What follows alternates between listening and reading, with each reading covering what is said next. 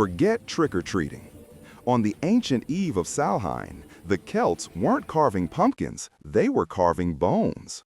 And the blood sacrifices you heard about? That's just the beginning of the horror. You think you know Halloween? The plastic skeletons, the endless mountains of candy, the costumes that range from cute to creative? It's a night of harmless fun, a commercialized phantom of its former self. But what if I told you that beneath the thin veneer of orange and black lies a history so dark, so steeped in blood and supernatural terror, that our modern celebrations would be utterly unrecognizable to its creators? Tonight, we peel back that veneer. We travel back 2,000 years to a time when the world was shrouded in primeval forests and the night was filled with genuine dread. We journey to the heart of the Celtic world on the one night of the year when the boundary between our world and the next dissolved into mist. This is the story of Samhain. It's a story of fire, prophecy, and communion with the dead. And it's a story of sacrifice. Horrific sacrifices on a scale that is difficult to even comprehend. Forget what you think you know. What the ancient Celts did on Samhain's Eve is far, far worse than you can imagine. The line between honoring the dead and feeding them was perilously thin, and crossing it involved rituals that history has tried very hard to forget. We've unearthed the texts, examined the archaeological clues, and pieced together a picture of a festival that governed the very cycle of life and death. This wasn't just a party. It was a desperate, terrifying, and necessary struggle for survival against the encroaching darkness of winter and the hungry spirits that came with it. We will begin by understanding the people who created this festival, a people whose worldview was so alien to our own that their reality was woven with magic and divine power. Who were the Celts, and what kind of world demanded a festival like Samhain? To understand Samhain, you must first forget the modern world. Forget borders, nations, and written histories as we know them. Picture instead a tapestry of tribes stretching from the misty islands of Ireland and Britain across the forests of Gaul and into the heart of Europe. These were the people the Romans called Celts. They were not a single unified empire, but a collection of chiefdoms bound by a shared culture, language, and, most importantly, a shared vision of the cosmos. Their world was not mundane. It was alive, enchanted. Every river had a spirit. Every ancient oak was a gateway, and the very soil beneath their feet was a vessel of ancestral memory. This wasn't poetry. It was practical reality. The physical world and the spiritual world were not separate realms. They were intertwined, a single, complex fabric of existence. At the center of this spiritual world were the Druids. Forget the modern caricatures of white-robed wizards. The historical Druids were the intellectual and spiritual glue of Celtic society. They were priests, yes, but they were also judges, scientists, astronomers, healers, and the living repositories of all tribal knowledge. Theirs was an oral culture. Laws, genealogies, and sacred histories were not written down, but committed to memory, passed down through generations in epic poems and chants that could take up to 20 years to master. This oral tradition is crucial because it means we have no Celtic texts from this period describing their own beliefs. Everything we think we know comes through the filter of their enemies and their conquerors, primarily the Romans, and later the Christian monks who would write down their myths centuries after their conversion. This filter is everything. It is a lens clouded by propaganda, misunderstanding, and political agenda. The Romans, particularly Julius Caesar during his conquest of Gaul, portrayed the Celts as bloodthirsty barbarians to justify his brutal military campaigns to the Senate back home. The Christians, in their efforts to convert the pagan populace, depicted their old gods as demons and their rituals as satanic abominations. We must tread carefully, always questioning the source. The Celtic year was cyclical, revolving around the sun and the seasons. It was divided into two halves, the light half beginning with Beltane in the spring, and the dark half beginning with Samhain in the autumn. This wasn't just a calendar, it was a cosmological engine. Beltane was the festival of life, summer, and expansion. Samhain was its dark twin. It marked the end of the harvest, the death of the old year, and the descent into the long, cold, and perilous winter. For an agrarian people, this was a time of immense anxiety. The harvest was in, the cattle were brought down from their summer pastures, and the community gathered to see who and what would survive the coming darkness.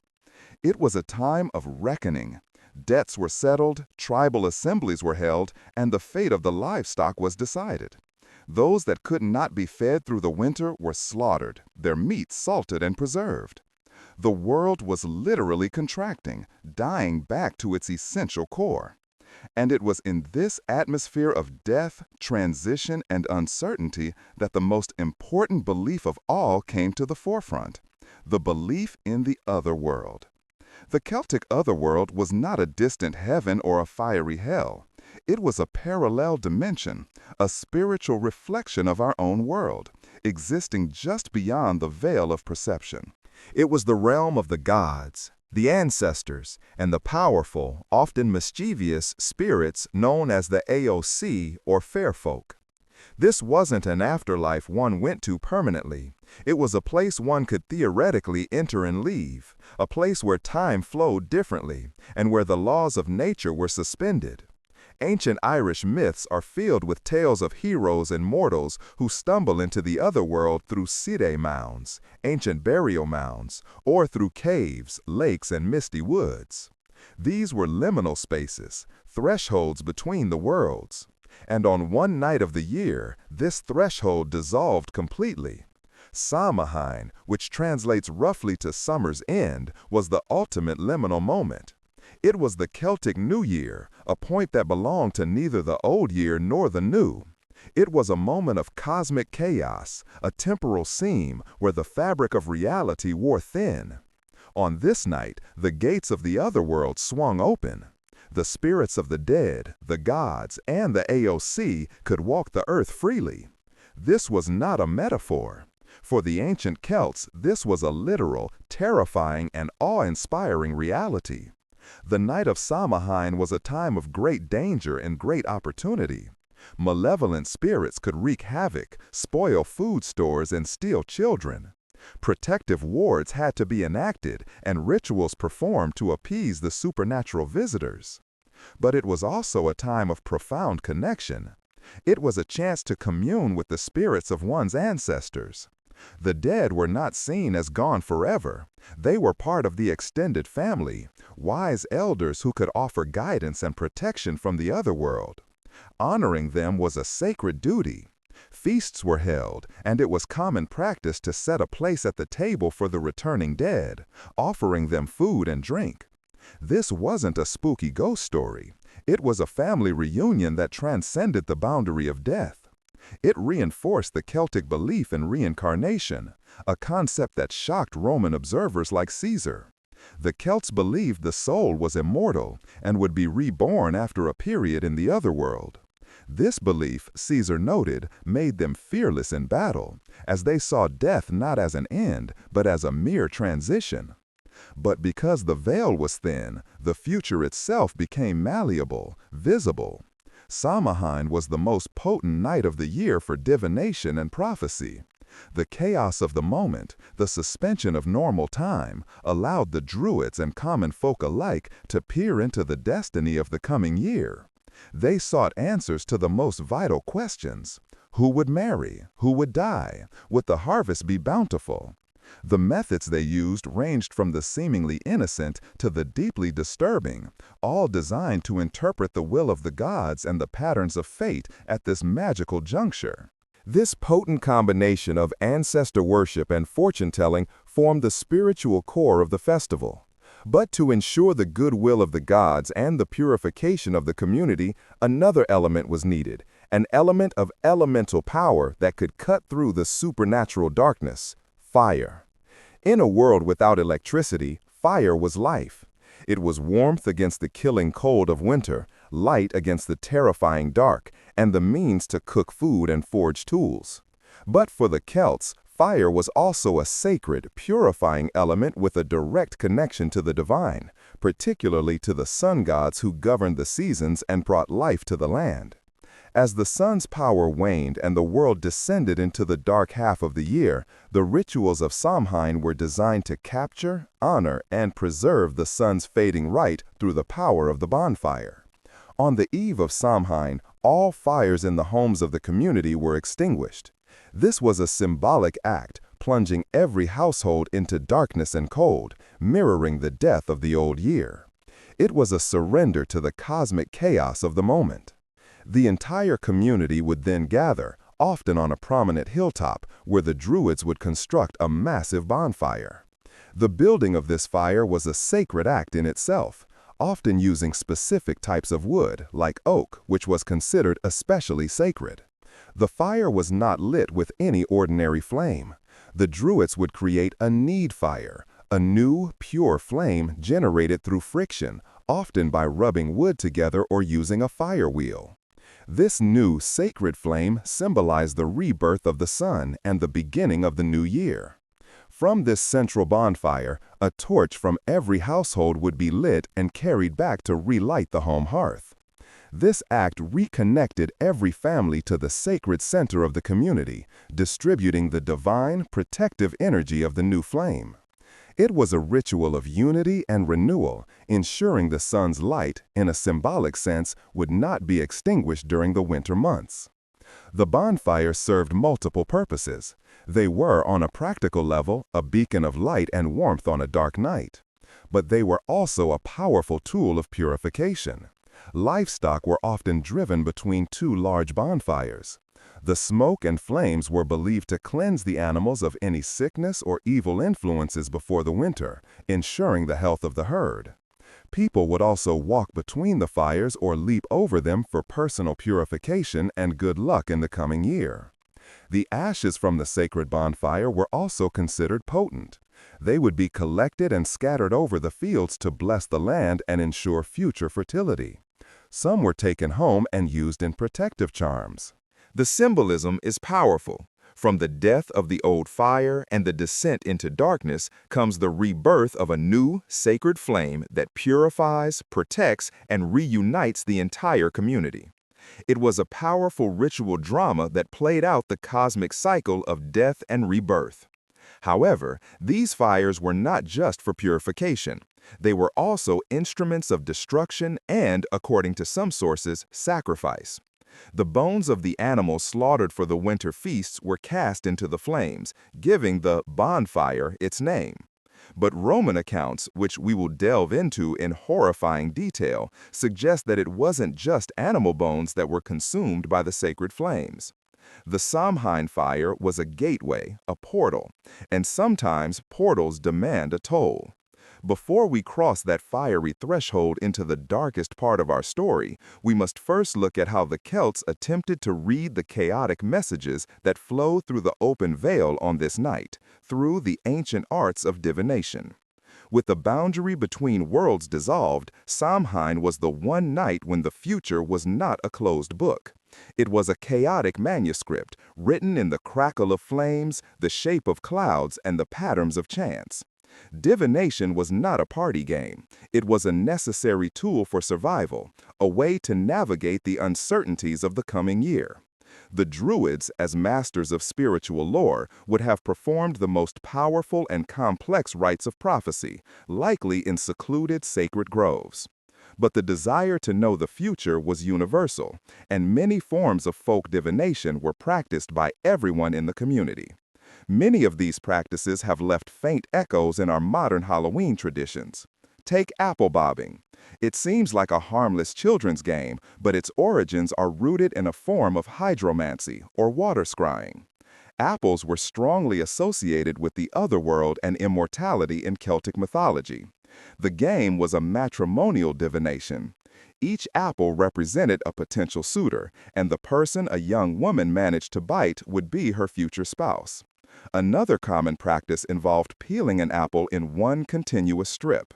The peel would then be thrown over the shoulder, and the shape it formed on the ground was believed to be the initial of one's future beloved.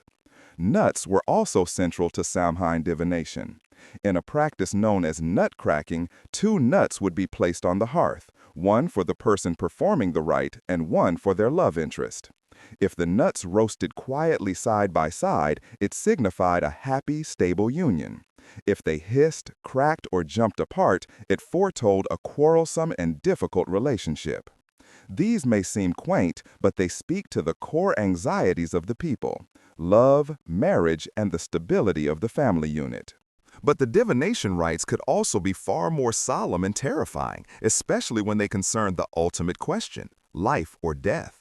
In some parts of Scotland, each family member would place a stone in the ashes of the great Samhain bonfire before returning home. The next morning, the community would return to examine the stones. If a person's stone was missing or had been disturbed, it was a terrible omen, signifying that they would not survive the year.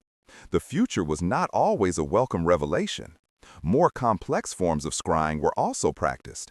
A young woman might be instructed to eat a salty oat cake before bed without drinking any water. In her dreams, it was believed her future husband would appear, offering her a drink to quench her thirst.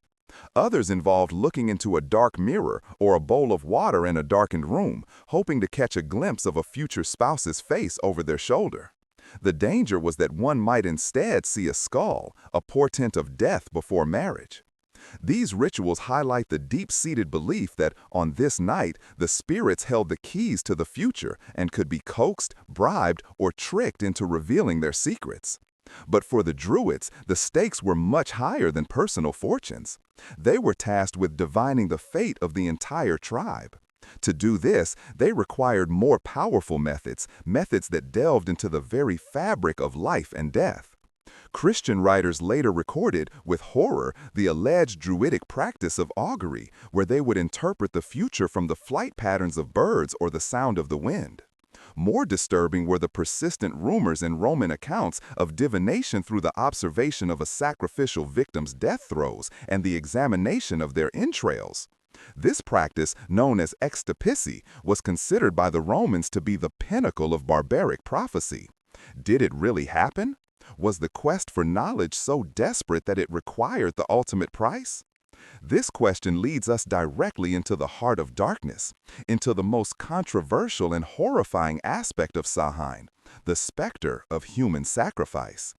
This is the part of the story where the shadows deepen and the historical record becomes a blood-soaked battlefield of propaganda and faith. The subject of human sacrifice among the Celts is one of the most contentious in ancient history.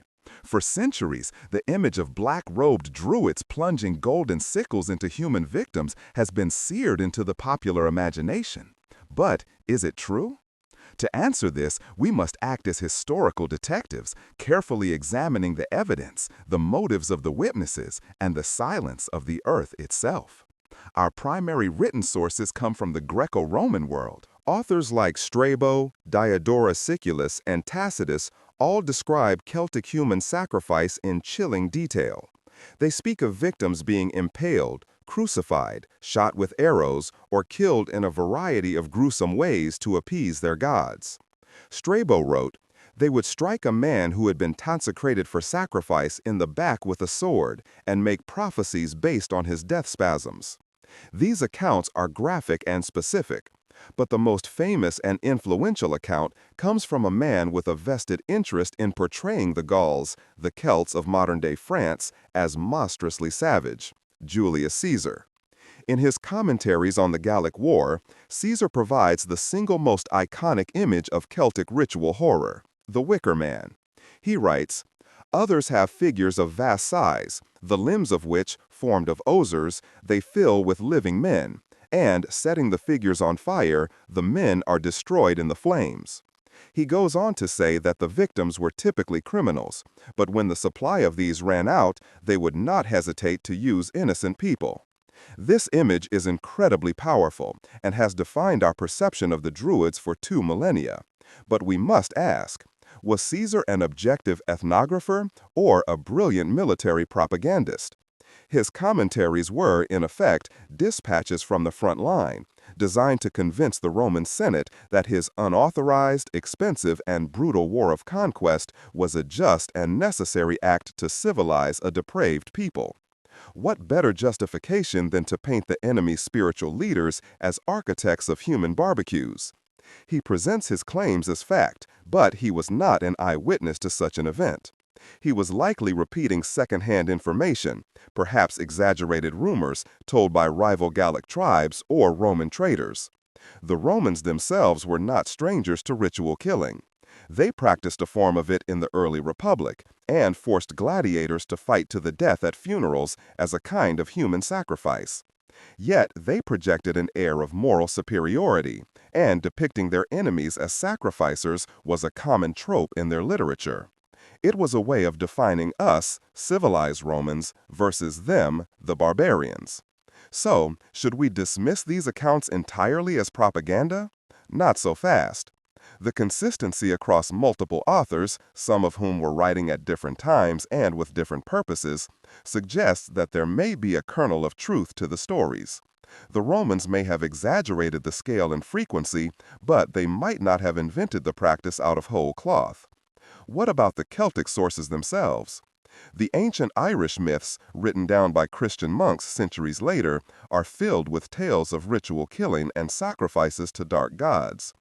In the tale of the Dins and Chas, there is a reference to a god named Crom Croc, a grim deity whose idol was surrounded by 12 stone figures. The text claims that the firstborn of every family was sacrificed to this god at Samhain to ensure fertile fields and healthy cattle. The story describes the people of Ireland worshipping this idol until the coming of Patrick, who heroically smashed it. Is this a genuine memory of a pagan past, or is it Christian propaganda designed to show how St. Patrick saved the Irish from their own demonic practices? It is almost certainly the latter, a story crafted to glorify the new religion by demonizing the old. The monks who wrote these tales were trying to erase paganism, and what better way than to associate its most important festival, Samhain, with the horrific slaughter of children? It creates a stark moral choice: the old gods who demand your firstborn, or the new Christian God who sacrifices his own. And so, the written evidence is a quagmire, a hall of mirrors where every reflection is distorted by bias. What then does the physical evidence tell us? What does archaeology say? This is where the story gets even more complex and fascinating. Direct archaeological evidence for systematic, ritual human sacrifice by the Celts is incredibly scarce. We have not found the remains of giant wicker men or sacrificial altars caked in blood. However, we have found something else, something perhaps even more haunting: the bog bodies. Across the peat bogs of northern Europe, from Ireland to Denmark, a series of astonishing discoveries have been made. Perfectly preserved human bodies, some thousands of years old, emerging from the dark, acidic water with their skin, hair, and even their last meals intact. These are the bog bodies, and they are silent, haunting witnesses from a lost world. Many of them show signs of a violent death. One of the most famous is Lindo Man, found in a bog in Cheshire, England. He died around 2,000 years ago. His death was a triple killing. He was bludgeoned on the head, garroted with a sinew cord, and his throat was cut. Another, the Tolen Man from Denmark, was found with the noose he was hanged with still tight around his neck, his face peaceful in its final repose. Were these individuals the victims of common murders, simply disposed of in a convenient bog, or were they something else entirely? Many archaeologists believe that at least some of these bog bodies are the remains of ritual sacrifices. The manner of their deaths is often overly elaborate, a triple death like Lindo Man's, which seems to go beyond simple murder and into the realm of ritual. Bogs themselves were likely seen as sacred places by the Celts, liminal zones, much like Samhain itself, that were neither fully land nor fully water, a gateway to the other world. Depositing a body in a bog could have been seen as a direct offering to the gods of that realm. Furthermore, many of the bodies belong to individuals of high status. They are often well-nourished, with manicured fingernails, suggesting they were not common laborers. Some theories suggest they may have been kings or chieftains, sacrificed to appease the gods during times of famine, plague, or military defeat. In this worldview, the king's body was mystically linked to the health of the land.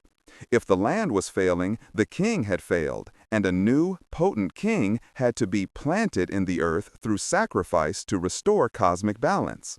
The timing of these deaths is difficult to pinpoint, but many could have occurred during the autumn around the time of Samhain, when such offerings to ensure the community's survival through winter would make the most sense.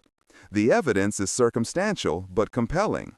The bog bodies do not prove the existence of Caesar's Wicker Man, but they strongly suggest that ritual killing was indeed a part of the spiritual landscape for some Iron Age peoples in Northern Europe. It may not have been a common practice, but a last, desperate resort for a community in crisis. So, where does this leave us? The truth of human sacrifice at Samhain is likely somewhere in the murky middle ground between Roman propaganda and historical reality. It was almost certainly not the routine, industrial-scale slaughter Caesar describes. But it may have happened in times of extreme duress, a terrible offering made at the threshold of the dark half of the year, when the gods seemed closest and the need for their favor was most acute. This ambiguity is, in itself, terrifying. It forces us to confront a world where faith and fear could lead people to commit the ultimate taboo. But Samhain was not only about death and divination. It was also about life, community, and family, including the family members who had long since passed. The festival included rituals of communion and hospitality that have left a much clearer mark on our modern traditions. While the Druids may have been engaged in their solemn and fiery rites on the hilltops, the common folk were participating in rituals centered on the home and the hearth. Chief among these was the Great Samhain Feast. This was a feast of abundance and of death. It utilized the meat from the livestock slaughtered before winter, along with the final fruits of the harvest, grains, nuts, apples, and vegetables. It was a time to eat well and build up strength for the lean months ahead. But this was no ordinary meal. It was a feast shared with the dead. As mentioned, the belief that the spirits of ancestors returned to their homes on this night was central to Samhain. A place was set at the head of the table for the family's dead. The best food and drink were served to this empty chair, a solemn offering of hospitality and remembrance. In some traditions, this was known as a dumb supper, where the entire meal was eaten in silence out of respect for the spirit guests. This was a way of maintaining the bonds of kinship across the veil of death, ensuring the ancestors felt welcomed and honored, so they would, in turn, provide protection and good fortune for the family in the coming year. This tradition of offering food to the spirits is the likely ancestor of our modern trick-or-treating. In the later Christian era, the practice evolved. On All Hallows Eve and All Souls Day, poor people, known as soulers, would go from door to door, offering to pray for the souls of the household's dead in exchange for food, ale, or money. They would be given soul cakes, small round cakes or biscuits, often marked with a cross. Each cake eaten represented a soul released from purgatory. This is a direct echo of the older pagan belief, an exchange of a symbolic offering, prayers or cakes, for the well-being of the dead. But what about the costumes, the trick part of the equation? This likely derives from the practice of mumming or guising. On the night of Samhain, with all manner of spirits, both benevolent and malevolent, roaming the earth, it was considered dangerous to travel outside. To protect oneself, people would wear costumes and masks. The purpose of this disguise was twofold. First, it was a form of camouflage. By dressing as a ghoul, goblin, or otherworldly creature yourself, you might fool the real spirits into thinking you were one of them, and they would leave you unharmed. It was a way of blending in with the supernatural chaos. Second, the masks, often grotesque and terrifying, could be used to actively ward off evil.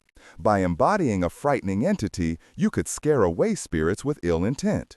Groups of people, disguised in this manner, would travel from house to house, often performing short plays, poems, or songs in exchange for food and drink. They were acting as intermediaries, embodying the chaos of the spirit world for the community. The trick element may have originated here as well. The mummers were seen as representing the spirits. To refuse them hospitality, a treat, was to risk their mischief, a trick, which could bring bad luck upon the household. It was a playful form of extortion, reenacting the more serious need to appease the powerful and unpredictable spirits who held sway on this night. When you see a child dressed as a ghost going door to door demanding candy, you are witnessing the faint, commercialized echo of a deadly serious ancient ritual designed to confuse demons and welcome the spirits of the dead. It's a remarkable example of cultural survival, a pagan ghost still rattling its chains in our modern world. And the story of how this powerful pagan festival was tamed, co-opted, and transformed by a new religion is just as dramatic as the rituals themselves. As Christianity spread across Europe, it faced a formidable challenge in the pagan traditions that were deeply woven into the fabric of daily life. The church had a choice. It could try to forbid and eradicate these ancient festivals, or it could co-opt them, absorbing them into the new Christian calendar. Outright prohibition often failed. The old ways were too powerful, too ingrained in the culture.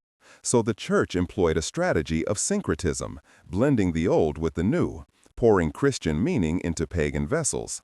Samhain, as one of the most important pagan festivals, was a prime target for this spiritual conquest. The church needed to replace the Celtic festival of the dead with one of its own. In the 7th century, Pope Boniface IV consecrated the Pantheon in Rome, a former pagan temple to all the gods, as a Christian church dedicated to Saint Mary and all the martyrs. The feast day, All Saints' Day or All Hallows' Day, was initially celebrated in May. However, in the 8th century, Pope Gregory III moved the festival to November 1st, the day after Samhain. The following day, November 2nd, was established as All Souls' Day, a day of prayer for all the Christian dead. The intention was clear: to create a Christian alternative that would overshadow and eventually absorb the pagan traditions. The night before All Hallows' Day, October 31st, became known as All Hallows' Eve, which was eventually shortened to Halloween. The church couldn't eliminate the belief that this was a time when the dead were close, so they reframed it. The spirits were no longer powerful ancestors or chaotic nature sprites. They were the souls of departed Christians in purgatory, and the living had a duty to pray for them. The bonfires, which were too popular to ban, were recontextualized. They were no longer lit to honor pagan sun gods, but to light the way for Christian souls or to represent the fires of hell that awaited the unsaved. The old gods and spirits of the Celts did not disappear entirely. They were demoted and demonized. The powerful nature deities and the AOC were transformed into the demons, devils, and malevolent witches of Christian folklore. Samhain, the sacred night of transition, was recast as a night of pure evil, a time when Satan and his minions held sway. The church couldn't eliminate the belief that this was a time when the dead were close, so they reframed it. The spirits were no longer powerful ancestors or chaotic nature sprites. They were the souls of departed Christians in purgatory, and the living had a duty to pray for them. The bonfires, which were too popular to ban, were recontextualized. They were no longer lit to honor pagan sun gods, but to light the way for Christian souls or to represent the fires of hell that awaited the unsaved. The old gods and spirits of the Celts did not disappear entirely. They were demoted and demonized. The powerful nature deities and the AOC were transformed into the demons, devils, and malevolent witches of Christian folklore. Samhain, the sacred night of transition, was recast as a night of pure evil, a time when Satan and his minions held sway. This was a deliberate and highly effective strategy. Over centuries, the original meaning of Samhain faded from popular memory, replaced by the Christian framework. Yet, the old ways never truly died. They persisted in folk traditions, in the games, the costumes, and the superstitions that clung to All Hallows Eve like morning mist. The fear of the dark, the lighting of fires, the impulse to disguise oneself, and the feeling that the dead are somehow closer on this night. These are the deep-rooted pagan instincts that the church could never fully erase. They are the echoes of a lost world, a world where the veil was thin and the night belonged to the spirits. As centuries passed, the traditions of Samhain, filtered through Christianity and local folklore, continue to evolve. In Ireland, one of the most enduring figures to emerge from this blend of old and new was the character of Stingy Jack. The legend of Jack is a classic Christian cautionary tale, but its roots dig deep into the soil of Samhain. The story goes that Jack was a miserable, drunk, and manipulative trickster. He famously tricked the devil on 2 separate occasions. The first time, he convinced the devil to turn himself into a coin to pay for their drinks, which Jack then trapped in his pocket next to a silver cross. He only let the devil go after he promised not to bother Jack for a year and not to claim his soul if he died. The second time, Jack tricked the devil into climbing an apple tree and then quickly carved a cross into the trunk, trapping him again. This time, Jack extracted a promise that the devil would never claim his soul. When Jack eventually died, his soul went up to the gates of heaven, but he was refused entry because of his sinful, cruel life. He was then sent down to hell, but the devil, bound by his promise, refused to let him in. Now, with nowhere to go, Jack was condemned to wander the earth for eternity, trapped in the darkness between worlds. The devil, taking some small pity on him, threw him a single burning ember from the fires of hell to light his way. Jack placed the ember inside a hollowed-out turnip he was eating, creating a makeshift lantern. He became known as Jack of the Lantern or Jack-o'-lantern. This tale perfectly illustrates the syncretic nature of the holiday. It contains the Christian figures of God and the devil and a moral about the perils of a sinful life. But Jack himself is a classic liminal figure, just like Samhain itself. He is trapped between worlds, belonging to neither heaven nor hell, a wandering soul. Exactly the kind of spirit the ancient Celts believed walked the earth on this night. The practice of carving turnips, and later, when the tradition was brought to America by Irish immigrants, the larger and easier to carve pumpkin was a folk custom to ward off evil spirits. People would carve grotesque faces into them and place a candle or ember inside, creating their own protective jack-o'-lanterns to frighten away wandering souls like Jack and other malevolent entities. Each pumpkin on a porch is a modern version of an ancient ward, a folk magic sentinel against the supernatural chaos of the night. The journey from the sacred bonfires of the Druids to the plastic pumpkins of today has been a long and winding one. It's a story of conquest, faith, immigration, and commercialization. The terrifying rituals of sacrifice and divination have been forgotten, replaced by harmless games and sugary treats. The profound communion with the ancestors has become a night of spooky ghost stories. We have, in many ways, domesticated the darkness. But the power of Samhain, its fundamental essence, still lingers. We began this journey by peeling back the commercial veneer of modern Halloween, and what we found underneath is a world almost unimaginable in its spiritual intensity. A world where the line between life and death was not a wall, but a veil that grew thin enough to see through. We've walked through the dark forests of the Celtic imagination, felt the heat of their sacred fires, and stood at the edge of the bog, staring into the face of a king sacrificed to the earth. We've sifted through the propaganda of Roman generals and the polemics of Christian monks, searching for the truth of what really happened on that night of chaos and prophecy. The horror of Samhain is not just in the Wicker Man or the blood sacrifices, real or imagined. The true horror and the true power lies in the worldview that made these acts possible. It's the profound realization that for our ancestors, the supernatural was natural. The spirits were real, the gods were hungry, and the fate of the community depended on navigating a terrifying spiritual landscape through ritual, offering, and blood. Our modern world has pushed this reality to the margins, labeling it superstition. We have traded the terror of the unknown for the comfort of science and the safety of streetlights. But on that one night a year, when we dress our children as monsters, carve faces into gourds, and tell stories of the dead, we are, consciously or not, participating in the echo of Samhain. We are acknowledging that the darkness is still there, just beyond the firelight. And a small, ancient part of us still feels the need to light a candle against it. The question then is this: have we truly conquered the darkness, or have we just learned to ignore it? What ancient truths did our ancestors understand about the world that we have forgotten? Let me know what you think in the comments below. And if you want to journey into more of history's darkest secrets, make sure to subscribe and ring the bell so you don't miss our next descent into the shadows.